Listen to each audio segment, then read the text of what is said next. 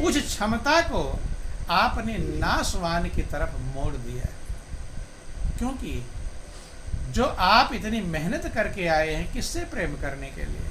मुझसे प्रेम करने के लिए। और ये अस्थि चमड़े मांस का एक पिंड है। किसका पिंड है? त्वचा अस्थि रुधिर मेदा, सिवाय इसके नहीं कुछ भी। मुलम्मा है लगा इस पर निरी धोखे की टक। समझाती है कि अस्थि चर्म में देह या और तामें ऐसी प्रीति, और तैसी प्रीति जो राम में तो न होत भयभीत। तुलसीदास की पत्नी रत्नावली कहती है कि हड्डी चमड़े मांस का ये शरीर है, मैं क्या हूँ? यही हड्डी चमड़े मांस का बंधु। कहती है कि इसके हर अंग से गंदगी ही निकलती है, इसमें पवित्रता नाम की कोई चीज नहीं। आँख से तो गंदगी, मुंह से तो गंदगी, नाक से तो गंदगी। और 2 दिन मंजन ब्रश ना करो फिर देखो अपना ही मुंह बदबू करने लगेगा। इतना सफाई के बाद भी इसकी दुर्गंध खत्म नहीं। बंधु, कितने साबुन से इसको शरीर को धो लो, लेकिन कोई आज तक ऐसा पैदा नहीं हुआ कि जो अपने शरीर का पूरा मैल खत्म कर दे। हैं? कोई ऐसा साबुन बना है? हैं? कितना भी साबुन लगाओगे लेकिन शरीर में मैल फिर भी रह जाए। क्यों रह जाता है? क्योंकि अंदर से निकल ही रहा है। खाली ऊपर होता तो खत्म हो जाता। हर कोशिकाओं से, हर रोम छिद्रों से मैल निकलता है बंधु, इसलिए वो कभी खत्म होता नहीं। तो ध्यान देना, ये जो बदबुओं का भंडार है, तुम्हारा प्रेम यही नाशवान तक, यहीं तक सीमित है। थोड़ा कदम और आगे बढ़ा लो, इसी में अविनाशी भी मौजूद है। क्या मौजूद है? अविनाशी। चूंकि दुनिया की रचना जो हुई है 2 चीजों से हुई है, जड़ और चेतन। किससे? जड़ और चेतन, नाशवान और अविनाशी। बंधु कहती है कि इतना ही प्रेम अगर आपका अविनाशी से हो जाता है, ज्यादा नहीं, इससे ज्यादा मेहनत करने की जरूरत है। जितना मेहनत नाशवान से करते हो, उतना ही अगर अविनाशी से तुम्हारा प्रेम हो जाता, उसके लिए जान की बाजी लगा देते हैं। ध्यान देना, भगवान के लिए कोई जान की बाजी लगाता है? दुनिया के लिए लगा देते हैं, लेकिन भगवान के लिए लगाते नहीं। तो न हो, तुम्हारा भय खत्म हो जाता है। और सबके अंदर में ध्यान देना, सबको बेचैन करने का एक ही साधन है, वो है भय। क्या है? भय। भय सबके अंदर मौजूद है, या कोई ऐसा है जिसके अंदर भय नहीं है? सबके अंदर भय है, कोई ना कोई। वही भय आपको बेचैन करता है। क्या भय है? कि ऐसा ना हो जाए, ऐसा ना हो जाए, न जाने कैसा हो जाएगा। भय है कि नहीं? हर समय भय मौजूद है। और वो भय कब खत्म होगा? जब आप प्रभु के चरणों में आपका प्रेम हो जाएगा। ये रत्नावली समझाती है, अगर प्रभु के चरणों में प्रेम हो जाएगा तो आपका भय खत्म हो जाएगा। और भय ही दुख का कारण है। अच्छे खासे देखो, घर में सोना चांदी हीरा मोती सब रखा हो, खाने पीने का अच्छे सामान खा पी लिए, अब सो गए हैं। सोते समय भय रहे कहीं ऐसा ना हो चोर ना उठा ले जाए, तो भय रहेगा कि नहीं? है तो भी भय है, ना है तो भी। बंधु, अब बेटा बेटी हैं, वहां भी भय मौजूद है। भय रहता है कि नहीं रहता है? बेटा कहीं गया हुआ है तो मन में भय रहेगा, कहीं ऐसा ना हो बेटा उल्टा चल दे, शराबियों के साथ में ना चला जाए, उल्टा कर्म ना कर ले। बेटी कहीं गई, भय रहता है। हर समय मनुष्य के अंदर भय मौजूद है, और ये भय खत्म होगा। एक उपाय है, मालिक के चरणों में प्रेम करने से, प्रभु का विश्वास हो जाने से। जब प्रभु पर विश्वास हो जाएगा तभी प्रेम होगा, बिना विश्वास के प्रेम होता नहीं। तो रत्नावली कहती है, तो ना हो तो भयभीत। भय से भीत जो डर है वो खत्म हो जाएगा, आपका जीवन आनंदमंद हो जाएगा। तो एक शब्द, ये सत्संग था किसका? तुलसीदास का। किसके माध्यम से मिला? पत्नी के माध्यम से। बंधु, पत्नी के माध्यम से सत्संग मिला, लेकिन उस सत्संग को तुलसीदास समझ लिए कि नहीं समझे? और आप लोगों ने कितनी बार ये कहानियां सुना होगा। तुलसीदास तो एक बार में उस सत्संग को समझ गए, और आप लोग कितनी बार में समझेंगे? गिन लो कितनी बार में समझ में आ जाएगा। ध्यान देना, गौर करना, एक बार का सत्संग तुलसीदास को कहां से पहुंचा दिया है। जो मुर्दा नाम नहीं पहचान पाते थे, वही आज उन्हीं की रामायण घर घर में पूजनीय और वंदनीय पूजा करते हैं। महान ना जाने कितनों का कल्याण कर दिया कि नहीं कर दिया। रामायण पढ़ करके कोई भी सत्संग भजन होता, रामायण की चौपाई आ जाती है, दोहे आ जाते हैं, हो जाता है कि नहीं हो जाता। कदम कदम रामायण का उदाहरण दिया जाता है। लेकिन कब? जब सत्संग को समझ गए कि सही में जो मेरी पत्नी कह रही है कि नासवान से प्रेम करना धोखा है और अविनाशी से प्रेम करना सत्य। वो सत्संग तुलसीदास को वहां पहुंचा दिया जहां पहुंचने के लिए जिंदगी मिली। तो इसलिए महापुरुष कहते हैं कि सत्संग अगर समझ में आ जाए, सही से समझ, बदलेगा नहीं। फिर एक बार समझ लिया तो हमेशा के लिए वही रहेगा, उसमें बदलाव नहीं होता। और जो बदल जाए वो सत्संग नहीं है। सत्य का मतलब जिसमें कभी बदलाव ना हो, परिवर्तन ना हो, एक रस रहे। अगर आपने सच्चाई को समझ लिया और फिर कल बदल गए तो समझे थे, फिर समझे आपको सत्संग हुआ ही नहीं, मिला नहीं। देखो, आप लोग दत्तात्रेय का नाम सुनते हैं। दत्तात्रेय भगवान दत्तात्रेय नाम से पुकारा जाते हैं, उनकी पूजा होती है। उन्होंने जो सत्संग करना शुरू किया तो जिक्र आता है उनके 24 गुरु थे। कितने गुरु थे? 24। चूंकि जहां से उन्होंने शिक्षा लिया वही गुरु कहलाते हैं। गुरु का मतलब क्या होता है? आपके जीवन को जो मोड़ दे, क्या कर दे? मोड़ दे। जा रहे हैं उल्टा और रोक करके इधर मोड़ दे, वही है गुरु। समझ में आया?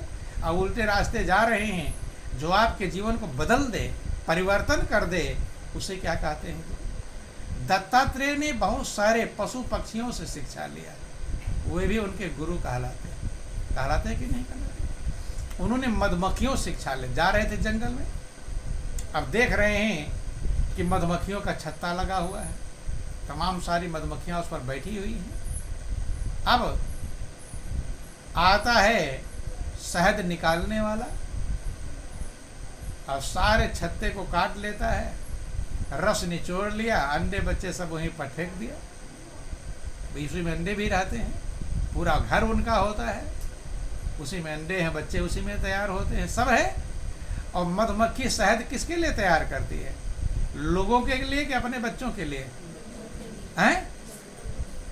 अपने बच्चों के लिए, ताकि अपने लिए और अपने बच्चों। कहाँ से ध्यान देना, कितनी मेहनत से इकट्ठा करती है। फूलों का रस इकट्ठा करके चूस कर लाना, उसको मुंह में चूसना। उसके पास कोई बाल्टी बर्तन थोड़ा होता है कि उसमें भर कर लाती है रस को। किस में लाती है? किस में लाती है? और कोई बर्तन है? मुंह में रस लाती है और फिर उसमें ही डालती है। तो किस कोई मुंह में से रस कोई रखे और निकाले तो पियोगे, लेकिन शहद सब लोग पीते हैं, खाते हैं कि नहीं खाते? और वो लाया कौन? ध्यान देना, मधुमक्खी लाई है, फूलों से रस चूस चूस करके मुंह में लेकर आई है और छत्ते में इकट्ठा किया है। किसके लिए इकट्ठा किया? ताकि मैं आराम से बैठकर खाऊंगी और मेरे बच्चे आराम से खाएंगे। समझ में आई बात? इसीलिए तो सब करते हैं। जो पशु पक्षी करता है वही मनुष्य भी कर रहा है। मनुष्य भी ये करता है, इकट्ठा करके लाओ इतना, बच्चों के लिए इतना रख दूं, रात दिन मनुष्य किस लिए? इतना पैसा मैं बच्चों के लिए रख दूं ताकि उन्हें हाथ पैर हिलाने की जरूरत, आराम से बैठ कर खाए। अर्थात लोग बच्चों को अपंग बनाने में लगे हुए हैं। क्या बनाने में लगे हैं? ताकि उन्हें कुछ करना ना पड़े। इतना पैसा, और खाली बच्चों को उनके नाती पोतों तक रखना चाहते हैं। रखना चाहते कि नहीं? बोला सबको अपंग ही बनाना चाहते, उन्हें हाथ पैर हिलाने की जरूरत है ना। तो दत्तात्रेय ने जब देखा कि मधुमक्खी कहाँ कहाँ से रस इकट्ठा कर कर करके अपने अंडों के लिए, बच्चों के लिए, पापने लिए इकट्ठा करी थी, वो 1 मिनट में आया शहद निकालने वाला और काट के सारा रस निचोड़ लिया और अंडे बच्चे वहीं फेंक दिया, सब मर जाते। तो फेंक गए, मर ही जाएंगे। शिक्षा लिया उन्होंने कि अर्थात हमें इकट्ठा करना नहीं चाहिए। महापुरुष इसलिए समझाए, शास्त्रों में पढ़ना आया कि पूत कपूत तो का धन संचय, अपूत सपूत तो का धन संचय है। अगर आपका पुत्र सुपुत्र है तो उसे तुम्हारे धन की जरूरत है, खुद कमा लेगा। और जब कमाएगा तभी उसकी अकल बढ़ेगी, ये ध्यान देना, तभी बुद्धि बढ़ेगी, तभी कदर और कीमत समझेगा कितनी मेहनत से पैसा कमाया जाता है। अगर तुम बटोर कर इकट्ठा करके रख दोगे उसके लिए तो कीमत समझेगा। और जो लोग इकट्ठा करेंगे ज़्यादातर उनके बच्चे शराबी ही बनते हैं, पैसा कमाना ही नहीं है, मेहनत करना नहीं है। अब साथी कहेंगे भाई इसके, और साथी किसके पास जाते हैं? जिसके पास पैसा होता है। अब उसे लिवा चलो, ये तो पैसे वाला है, ये गाड़ी में ले जाएगा, खाना खिलाएगा, ये करेगा, घुमाएगा, नहीं समझ में, शराब भी पिलाएगा। और धीरे धीरे करके साथी उसके लग जाते हैं। कितना भी पैसा इकट्ठा करके रख दो, अगर आपका बेटा शराबी निकल जाए तो पैसा रहेगा उसके पास? कितना भी बटोर कर रख दोगे, अब उसको उड़ाने में देर। इसलिए महापुरुष कहते हैं पूत सपूत तो का धन संचय, सुपुत्र है आपके धन का इंतजार नहीं करेगा, खुद अपने हाथ पैरों से कमाएगा। और जब कमाएगा तभी कदर समझेगा, याद रख लेना। बटोर के रखोगे तो कदर नहीं। फ्री में कोई चीज़ मिल जाती कदर समझता है? अपने दिल से पूछो, जो भी चीज़ आपको फ्री में मिलती है आप कीमत नहीं समझ पाते। मेहनत से मिले तब बहुत संभाल के रखेंगे, बड़े मेहनत से मिला है। तो इसलिए दत्तात्रेय ने शिक्षा लिया। कहते हैं कि पूत सपूत तो का धन संचय और पूत कपूत तो का धन संचय, और कुपुत्र है तो बर्बाद ही कर देगा। इसलिए उन्होंने मधुमक्खियों से, मधुमक्खियां उनकी गुरु हुई, क्या हुई? उन्होंने शिक्षा लिया। क्या शिक्षा लिया? कि धन का कभी संचय करना नहीं, ये उनके गुरु कहलाते हैं। लेकिन सब इकट्ठा करने में लगे हुए, और इकट्ठा कर करके पैसा है नहीं तो बेचैनी, और हो जाएगा तो बेचैनी। याद रख लेना, दोनों में बेचैनी रहेगी। जिनके पास कम है वो बेचैन है, जिसके पास ज़्यादा है उनके बच्चों का अपहरण करके लेकर चले जाते हैं, बदमाश ले जाते हैं, अब फिरौती मांगते हैं कि 1 करोड़ लाकर रख देना वहाँ पे, अगर पुलिस को खबर दोगे तुम्हारे बेटों को मार ही डालेंगे। अब सुनते हैं अखबार में, सुनते टीवी में, सुनते कि नहीं सुनते? तो किसके बच्चे का अपहरण करते हैं? गरीब के कि अमीर के? किसके है? अमीर के। तो सब अमीर बनना चाहते हैं ताकि हमारी नाती पोती जल्दी अपहरण हो, देर न लगे। बोलो वृंदावन बिहारी लाल की। समझना, दत्तात्रेय की शिक्षा थी। उन्होंने शिक्षा लिया किससे? मधुमक्खियों से लिया कि कभी संचय करना नहीं, उतना ही। इसीलिए महापुरुषों ने फार्मूला क्या बतलाया कि साईं इतना दीजिए और जामे कुटुंब समाए, और मैं भी भूखा ना रहूं और साधु भी भूखा न जाए। साईं इतना दीजिए, जामे कुटुंब समाए, जिसमें हमारे कुटुंब का भरण, इससे ज़्यादा मत दे देना। देखो महापुरुषों ने फार्मूला है, ये जिंदगी जीने का तरीका है। क्या आपके मन में इतना ही है कि इतना खाली घरों का पालन हो जाए?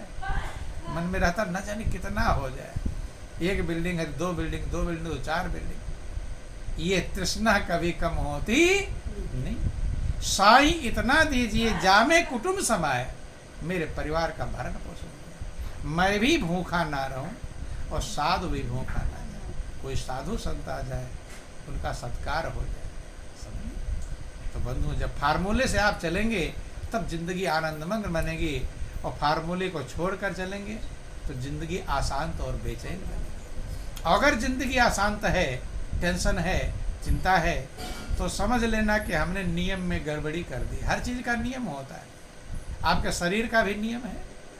अगर शरीर का नियम सही रहेगा तो आप स्वस्थ रहेंगे, और उसके नियम में उल्टा सीधा कर लोगे, तब खा लोगे चाट पकौड़े और तली भुनी चीज़ें, तो अंदर खुशी रहेगी, बेचैनी, दर्द बढ़ जाएगा, गैस बनेगा, बदहजमी होगी, क्या क्या होता है कि नियम में जैसे गड़बड़ करोगे, कहीं भी ना नियम में गलती होती है वहीं दिक्कत चालू हो जाती है।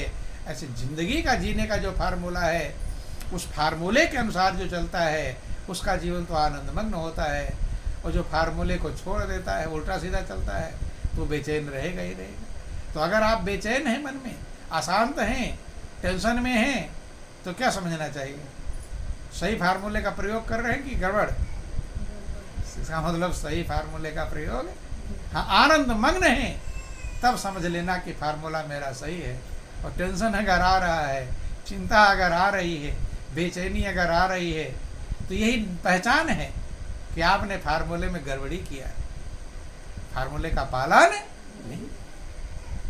तो महापुरुष कहते हैं कि सत्संग एक पल का भी, इसीलिए कहा गया कि एक घड़ी आधी घड़ी, आधिव में पुनियाधि, और तुलसी संगत साधु की कटे कोटि अपराध। लेकिन आप उसको पकड़ ले, पकड़ने का मतलब पालन कर ले। जरूरी नहीं कि सब बातें सुने, एक ही बात सुन लो, उसका पालन कर लो, वही कल्याण कर देगा। हजारों बातें सुन लेंगे, पालन किसी का नहीं करेंगे, तो कल्याण होने वाला नहीं। कल्याण उससे होता है जिसका हम पालन करते हैं। जो समझ में आ जाए, पहला काम समझ में आना, और अगर समझ में आ जाए तो उस मार्ग में कितनी बाधाएं आए, आपको उसका पालन करना चाहिए। क्या करना चाहिए? जब समझ में आ जाए कि सही है रास्ता, तो आपको मजबूत हो जाना चाहिए, चाहे कितनी बाधाएं आए। बाधाओं से नहीं डरना चाहिए, पालन करना चाहिए। प्रहलाद जब समझ लिया कि प्रभु की भक्ति का मार्ग सबसे ही आनंददायक, समझ में आ गया, तो पालन किया कि नहीं किया? जो भागवत में आप लोग कहानियां सुनते हैं, प्रहलाद को हाथी से कुचलवाया गया, पहाड़ में गिराया गया, गर्म खंभे में बांधा गया, सुनते हैं, तो उसे समझ में आ गया था सत्संग, यही सत्य है, और इसका हमें पालन करना चाहिए, चाहे मौत भी आ जाए, पालन करना चाहिए। क्योंकि उसके गुरु नारद हुए। कौन थे? नारद। जब प्रहलाद नारद के शरण में गए थे, तो उन्होंने ज्ञान दीक्षा के समय कहा था कि बेटा, चाहे मौत भी आ जाए, लेकिन तुम अपने भजन को संभाल के रखना, इसे मत छोड़ना। यही परम सहारा है, परमात्मा परम सहारा है। मौत आ जाए, मौत को स्वीकार कर लेना, लेकिन प्रभु को छोड़ना मत, प्रभु के सहारे को पकड़ के रखना। मरना तो वैसे भी है, प्रभु के सहारे को पकड़ोगे तो भी मरना है, और ना पकड़ोगे तो भी मरना। अब उसने समझ लिया। अभी आप लोग भजन गा रहे थे कि हमने जिंदगी अपनी किसके अर्पण कर दिया? किसके अर्पण कर दिया? भगवान के लिए। किसको अर्पण कर दिया? लेकिन जो गाते हैं उसे समझना भी चाहिए, है? नहीं तो भगवान भी सोचेगा मुझे ही धोखा दे रहा है। सोचेंगे कि नहीं सोचेंगे? हैं? अब गाते हैं कि मैंने जिंदगी अर्पण कर दिया, किसके लिए अर्पण कर दिया? अर्पण किए हैं या झूठ कह रहे हैं?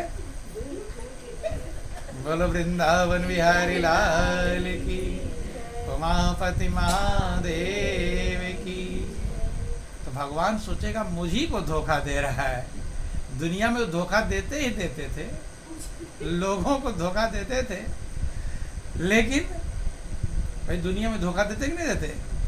कहते साथ जिएंगे साथ मरेंगे, कहते हैं तो साथ मरते हैं, मरते नहीं, धोखा देते हैं। बोलो वृंदावन बिहारी लाल। दुनिया में तो अब तक धोखा दे रहा था, लेकिन भगवान कहेंगे मेरा भी नंबर आ गया। ये मनुष्य इतना धोखेबाज है कि दुनिया को धोखा दिया ही दिया, लेकिन मुझे भी अब धोखा देने लगेगा। कह रहा मैंने जिंदगी अपनी अर्पण कर दी, किसके लिए? भगवान, और किसी के लिए नहीं। किसके लिए? लेकिन दिल से सोच कर तो देखो कि अर्पण किया भी है कि नहीं किया है। किसको अर्पण किया है? क्योंकि जिसमें आपका मन लगा हुआ है, जिसके लिए आप अपने कर्म कर रहे हैं, उसी को आपने जिंदगी अर्पण कर दिया है। क्या भगवान के लिए कर्म कर रहे हैं? भगवान को अर्पण किया है।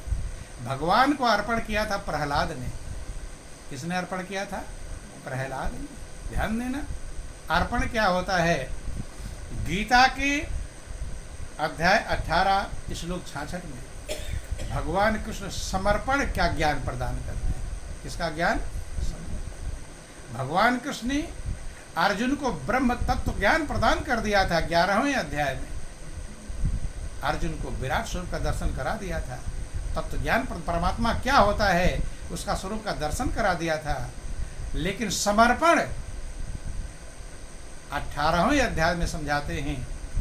अध्याय 18 श्लोक 66 में वर्णन करते हैं कि हे अर्जुन, तस्मात् सर्वेश कालेषु, कहते हैं कि अर्जुन सर्वधर्मान परित्यज्य माम एकम शरणं व्रज अहम त्वाम सर्वपापेभ्यो मोक्षयामि।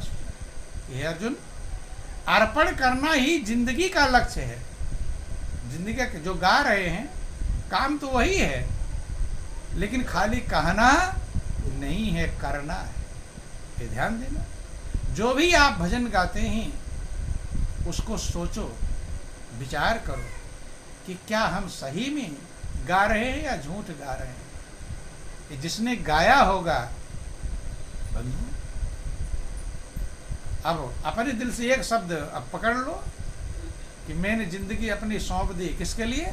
भगवान। अर्पण कर दिया है और किया कुछ नहीं, और कह दिया और किया नहीं, फिर अच्छा रहेगा? हैं? किसी को कह दो तुम्हारा निमंत्रण है कल, आ जाना मेरे यहाँ भोजन करने। निमंत्रण दे दिया और भोजन कराया नहीं, आया तो कुछ मतलब नहीं है, कहा दिया था तो सही रहेगा? इससे अच्छा कहते नहीं तो सही था, और कहा दिया उसके घर खाना बना नहीं और तुम्हें कोई मतलब नहीं है। अब आ गया उधर से यहाँ, देख रहा है इधर, यहाँ तो कोई मतलब ही नहीं, कोई पूछ ही नहीं रहा क्यों आए हो, अच्छा लगेगा? तो महापुरुष कहते हैं कहने से 3 प्रकार के लोग होते हैं। ध्यान देना, 3 प्रकार के लोगों का श्रेणी बांटा गया। पहले हैं नंबर 1, कहते हैं लेकिन करते नहीं, वो सबसे निम्न श्रेणी के हैं। सबसे निम्न श्रेणी किसका है? कहते हैं लेकिन करते। मध्यम श्रेणी का है कहते हैं और करते।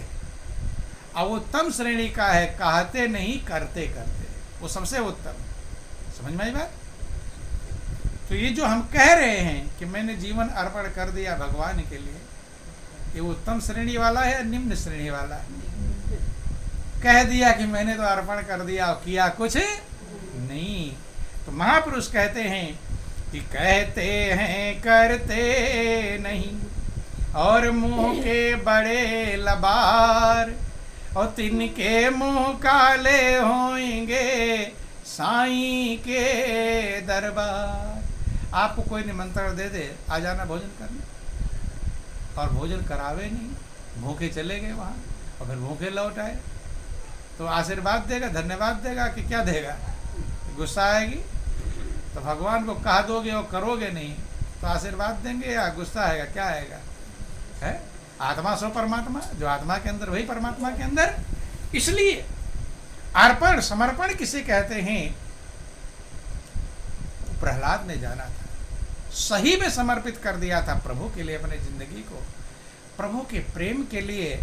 चाहे उसे भगवान का प्रेम छुड़ाने के लिए हाथी से कुचलवाया गया, मान गया। एक ही तो काम, प्रहलाद कोई बुरा कर्म तो नहीं कर रहा था, सिर्फ भगवान का भजन ही तो कर रहा था, कोई बुरा कर्म कर रहा था। लेकिन उसे पहाड़ से गिराया गया, आग में जलाया गया, हाथी से कुचलवाया गया, सांप बिच्छू के कुएं में डाला गया, जहर दिया, क्या क्या दिया गया। लेकिन जब समर्पण कर दिया था, कह दिया था, समर्पण कर दिया तो कर ही दिया था।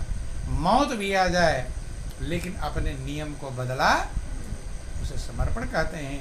इसलिए भगवान कृष्ण 18वें अध्याय में 66 श्लोक में कहते हैं गीता के कि सर्वधर्मान परित्यज्य मामेकं शरणं व्रज। हे अर्जुन, सारे धर्म कर्मों को छोड़कर तो सिर्फ एक मेरी शरण में आ जा। इसे शरणागति कहते। शरणागति योग है, वो भी एक योग है। प्रभु के शरण में आना, कहने से नहीं। कहने को तो कोई भी कह दे मैंने जिंदगी सौंप दिया है, कहने से नहीं। सौंपना, कहना अलग है और करना अलग है। वो कहते सारे धर्म कर्मों को छोड़कर तो सिर्फ एक मेरी शरण में आ जा।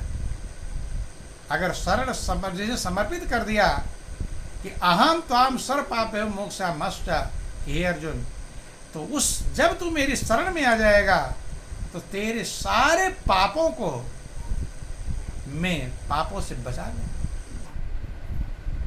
संपूर्ण पाप कर्मों से मैं संभाल लूंगा। उसका जिम्मेदार कौन बन जाएगा? मैं बन जाऊंगा। अगर जिसने अर्पण कर दिया प्रभु के हाथ में अपने जीवन को, उसको संभालने वाला कौन बन जाएगा? परमात्मा। लेकिन कहना नहीं, करना। थोड़ा भी सौंप दिया, ज्यादा नहीं सौंप पाया, थोड़ा भी समर्पण बहुत बड़ी कीमत प्रदान करता है। सारे पापों का संभालने वाले परमात्मा प्रभु बन जाते हैं। कब? जो सौंप देते हैं। बोलिए प्रेम से गुरुदेव महाराज की। बोलो वृंदावन।